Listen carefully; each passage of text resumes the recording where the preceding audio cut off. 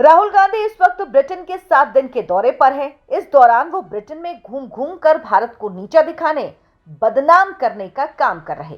विदेशी धरती पर भारत को बदनाम करने की राहुल गांधी की ये गाथा नई नहीं है। इसका इतिहास पुराना है। पूरी गाथा आपको बताएंगे, लेकिन शुरुआत से ही कर लेते हैं। अपनी इस बार के ब्रिटेन यात्रा में राहुल गांधी सबसे पहले कैम्ब्रिज यूनिवर्सिटी पहुंचे और यहीं से उन्होंने भारत को नीचा दिखाओ अभियान की शुरुआत की। राहुल गांधी और उनकी पार्टी कांग्रेस को देश की जनता नकार रही है। भारत जोड़ो यात्रा से राहुल गांधी को बहुत उम्मीद थी, लेकिन नागालैंड, त्रिपुरा, मेघालय के चुनावी नतीजों ने राहुल गांधी के सपनों पर पानी फेर दिया। देश की जनता कांग्रेस पार्टी के लिए वोट नहीं कर रही, तो क्या भारत में होने वाले चुनावों के लिए अब राहुल गांधी विदेश से वोटों की उम्मीद कर रहे हैं और 2024 में इन्हीं देशों के वोटों के जरिए प्रधानमंत्री नरेंद्र मोदी को हराने का ख्वाब देख रहे हैं? क्योंकि अगर ऐसा नहीं होता तो राहुल गांधी विदेश में जाकर कम से कम देश के लिए कुछ तो एक अच्छी बात कहते। राहुल गांधी जितनी जगह भी बातचीत कर रहे हैं, अपने लंबे लंबे वक्तव्य में या प्रेस कॉन्फ्रेंस के दौरान राहुल गांधी ने भारत के पक्ष में एक भी बात नहीं कही। उन्होंने एक लाइन ऐसी नहीं कही जिससे लगे कि उन्हें भारत पर या भारतीय होने पर गर्व है। राहुल गांधी तो यहां तक कह रहे हैं कि भारत में लोकतंत्र खत्म हो चुका। ऐसा नहीं कि ये कोई भविष्य की बात है, बल्कि ये खत्म हो ही चुका है।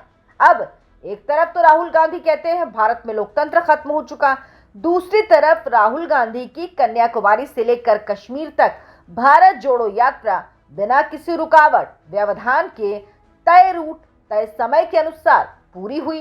लेकिन राहुल जी कहते हैं देश में लोकतंत्र ही नहीं है। राहुल गांधी पूरी यात्रा के दौरान प्रधानमंत्री नरेंद्र मोदी को, बीजेपी को, आरएसएस को भर भर कर गालियां देते रहे, हर बात पर कोसते रहे, लेकिन भारत में लोकतंत्र ही नहीं है। संसद में खड़े होकर लगातार प्रधानमंत्री नरेंद्र मोदी पर हमले करते रहे। कई बातें तो ऐसी बोल गए जिसका वो प्रमाण ही नहीं दे पाए, इसीलिए इन बातों को सदन की कार्यवाही से निकाल दिया गया। लेकिन भारत में लोकतंत्र नहीं है। राहुल गांधी का विदेशी धरती पर भारत को नीचा दिखाने का ये कोई नया अभियान नहीं है। राहुल का ये शौक पुराना है।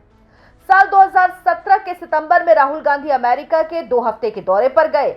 वहां बर्कले की यूनिवर्सिटी ऑफ कैलिफोर्निया को संबोधित कर रहे थे राहुल गांधी, जहां उन्होंने कहा नोटबंदी संसद को अंधेरे में रखकर लाई गई, नफरत और हिंसा की राजनीति हो रही, अहिंसा की विचारधारा खतरे में है, सांप्रदायिक ताकतें मजबूत हो रही, उदारवादी पत्रकारों को गोली मार दी जा रही है।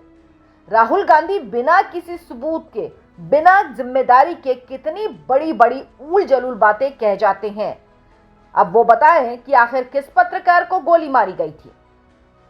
जनवरी 2018 में राहुल गांधी बहरीन में थे। उन्होंने वहां प्रवासी भारतीयों को संबोधित किया। कहा सरकार जॉब क्रिएट करने में नाकाम रही, लोग सड़क पर उतर आए, गुस्से में दिखाई दिए। इससे बचने के लिए सरकार जाति और धार्मिक उन्माद पैदा कर रही, देश में बांटने वाली ताकतें तय कर रही कि लोग क्या खाएं, क्या ना खाएं। आम चुनाव में कांग्रेस बीजेपी को हराकर फिर नया भारत बनाएगी, लेकिन 2019 के चुनाव में बीजेपी ने प्रचंड बहुमत के साथ वापसी की। नरेंद्र मोदी फिर से प्रधानमंत्री बने और राहुल गांधी का सुंदर सपना टूट गया। मार्च 2018 में राहुल गांधी सिंगापुर पहुंचे। सिंगापुर के ली कुआन यी स्कूल ऑफ पब्लिक पॉलिसी के पैनल डिस्कशन में शामिल हुए। चुनाव जीतने के लिए कुछ लोग नफरत और हिंसा का सहारा ले रहे। राहुल गांधी ने साथ ही कहा कि लोग इंसाफ के लिए न्यायपालिका के पास जाते हैं, लेकिन पहली बार 4 जज इंसाफ के लिए लोगों के पास आए। राहुल गांधी ने कहा कि व्यवस्था और न्यायपालिका पर बहुत ही आक्रामक और संगठित हमले हो रहे हैं, लोग डरे हुए हैं। मार्च में ही 2018 में राहुल गांधी मलेशिया में थे। उन्होंने नोटबंदी पर बात की। कहा मैं प्रधानमंत्री होता, मुझे कोई नोटबंदी करने के प्रस्ताव की फाइल देता तो उसे मैं कचरे के डिब्बे में कमरे से बाहर या कबाड़ खाने में फेंक देता। सही बात है राहुल गांधी जी, आपने तो कैबिनेट का पास किया हुआ प्रस्ताव भी फाड़ के फेंक दिया था मनमोहन सिंह जब प्रधानमंत्री थे। ये तो हम सब ने देखा था। साल 2018 अगस्त में राहुल गांधी ब्रिटेन और जर्मनी गए।